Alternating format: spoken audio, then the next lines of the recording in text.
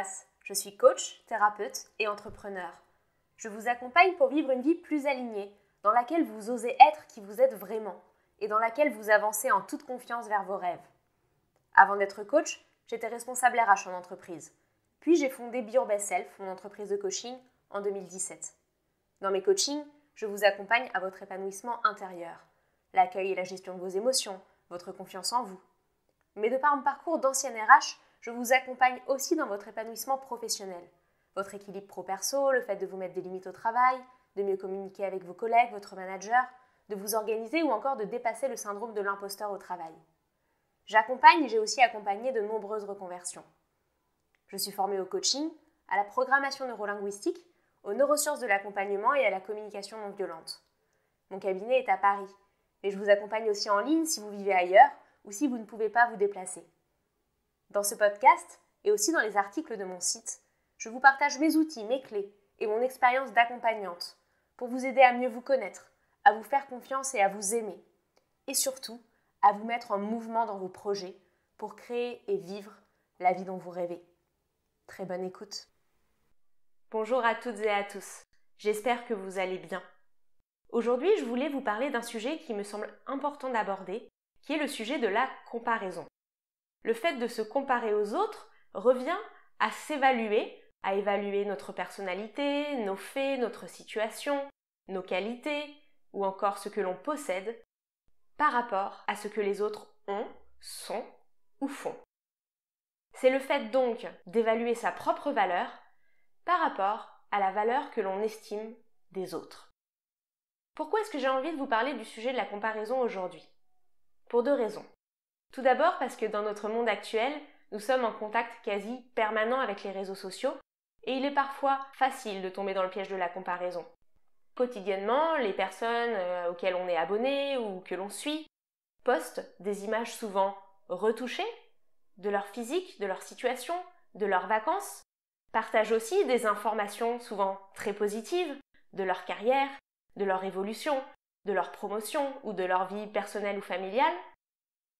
Et on en vient parfois à oublier qu'en fait, sur ces réseaux sociaux, il n'y a pas l'envers du décor. Même si nous avançons de plus en plus vers un partage d'authenticité et de vulnérabilité sur certains réseaux, avec certains influenceurs que je trouve exceptionnels pour cela, qui osent se montrer tels qu'ils sont, dans leurs moments de doute, de faiblesse, de vulnérabilité, tout autant que dans leurs moments de gloire, même si moi aussi, quand je communique avec vous, je suis le maximum transparente sur mes moments de mou, les moments de questionnement. Eh bien, il est vrai que très souvent, sur les réseaux sociaux, on partage davantage ce qui lui ou reluit.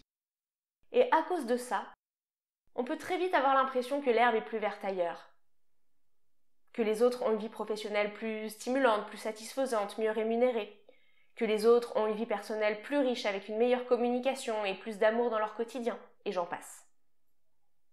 Or, bien évidemment, ce mécanisme de comparaison dépréciative développe en nous des émotions négatives ou en tout cas des émotions désagréables, puisque, comme vous le savez maintenant si vous écoutez le podcast depuis pas mal de temps, toutes nos émotions ont un rôle et donc elles ne sont jamais négatives. Mais en tout cas, la comparaison développe en nous très souvent des émotions désagréables, de frustration, de colère, d'envie, de jalousie, parfois même de culpabilité de ne pas faire assez bien ou de ne pas être assez bien. Voilà la première raison pour laquelle je veux vous parler de comparaison, c'est que finalement avec les réseaux sociaux, très souvent la comparaison s'immisce dans notre vie un petit peu à notre dépens. La deuxième raison, c'est que je me rends compte dans les accompagnements que l'habitude de se comparer de façon dépréciative aux autres est souvent un frein à notre transformation personnelle. J'entends parfois des personnes qui se reconvertissent qui disent « Je ne comprends pas, d'autres ont mis 6 mois avant de trouver le job de leur rêve, moi ça fait 1 an. Quel est le problème avec moi? Pourquoi je suis moins bien? Pourquoi je ne suis pas capable comme eux ?» Il y a aussi des personnes qui se remettent d'un burn-out et qui disent « Je comprends pas. Pourquoi est-ce que moi j'ai été épuisée? Pourquoi est-ce que moi j'ai pas tenu le coup? Pourquoi est-ce que moi j'ai pas eu les épaules pour continuer alors que d'autres de mes collègues arrivent très bien à tenir la pression ?» Voici 2 exemples, mais il y en a bien d'autres. Et très souvent, j'entends les clients au cabinet ou en ligne me partager avec un petit peu de déception, de désespoir, de frustration, voire d'abattement, ces sources de comparaison qui les tirent vers le bas et ne leur donnent même plus envie d'avancer parce qu'ils ont l'impression d'être moins bien. Là encore, la comparaison crée une énergie qui vous tire vers le bas et qui vous empêche de vous mettre en mouvement et qui vous empêche d'avancer. Pour ces deux raisons, parce que je me rends compte à quel point la comparaison peut être un frein à notre transformation, et parce que je vois aussi que les réseaux sociaux ont rendu la comparaison un petit peu automatique dans nos vies, j'ai envie de vous donner quelques astuces pour transformer la comparaison. Pour ne plus vous comparer de façon dépréciative, c'est-à-dire vous comparer négativement, mais pour transformer la comparaison comme un outil de stimulation pour vous générer des émotions agréables, enthousiasmantes, qui vous donnent de l'énergie. Chaque fois que vous vous surprenez à vous comparer, plutôt que vous comparer de façon dépréciative, identifiez quel est votre besoin, votre envie, votre désir derrière cette comparaison. Je m'explique. Si vous vous comparez à un collègue qui a eu une meilleure augmentation que vous, eh bien très probablement que le désir derrière est d'avoir une meilleure abondance financière ou plus de reconnaissance de la part de votre manager. Si vous vous comparez à un ami qui vient d'acheter un appartement magnifique et bien plus spacieux que le vôtre, eh bien peut-être que l'envie derrière est tout simplement celle d'avoir du confort, celle de respirer, celle d'avoir de l'espace. Et en transformant la comparaison dépréciative, il a gagné plus que moi ou elle a une plus grande maison que moi, en désir, je veux plus d'abondance, je veux plus de reconnaissance, je veux plus d'espace ou de confort. Eh bien tout de suite, vous passez d'une énergie négative à une énergie de mise en mouvement, qui vous permet d'ouvrir un nouveau champ des possibles, d'ouvrir une porte et de vous inviter à chercher les meilleures solutions pour satisfaire ce désir. Qu'est-ce que je peux mettre en place dans ma vie pour gagner plus d'argent? Est-ce que je pourrais aller voir mon manager pour comprendre pourquoi mon collègue a eu une meilleure augmentation que moi?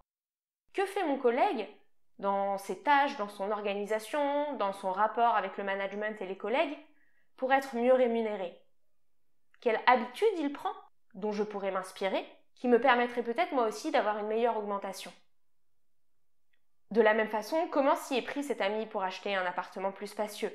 Qu'est-ce que je peux faire moi pour essayer de trouver quelque chose de similaire? Est-ce que je peux en parler à mon banquier? Est-ce que je peux changer de travail pour mieux gagner ma vie? Est-ce que je peux déménager dans une plus petite ville où les loyers sont peut-être moins chers? Je ne sais pas quelle est votre situation, mais à chaque situation, il y a une solution. Le problème étant que la comparaison dépréciative vous empêche de voir ces solutions. Alors que le fait de vous connecter à vos besoins, à vos envies, à vos désirs cachés derrière la comparaison va ouvrir pour vous un champ des possibles, une fenêtre, la possibilité d'identifier de nouvelles opportunités pour avancer vers ce désir. Alors mon conseil pour vous, c'est de passer de la comparaison dépréciative à la comparaison stimulation, inspiration, émulation, qui revient à vous dire « Tiens, si je me compare là, quel est le désir profond caché en moi? Et quel est le prochain petit pas que je peux faire et mettre en place dans ma vie pour avancer vers ce désir ?» Vous verrez, en ayant cette perspective, ce changement de perception sur la comparaison, vous allez créer dans votre vie non pas de l'abattement, de la frustration ou des émotions qui vous font reculer ou vous freinent, mais au contraire des émotions d'enthousiasme, d'élan et même de créativité et d'innovation pour avancer un peu plus chaque jour vers la vie dont vous rêvez. J'espère que cet épisode vous a plu. N'hésitez pas à le partager à l'un de vos proches à qui il pourrait être utile ou à le noter 5 étoiles si vous voulez booster sa visibilité.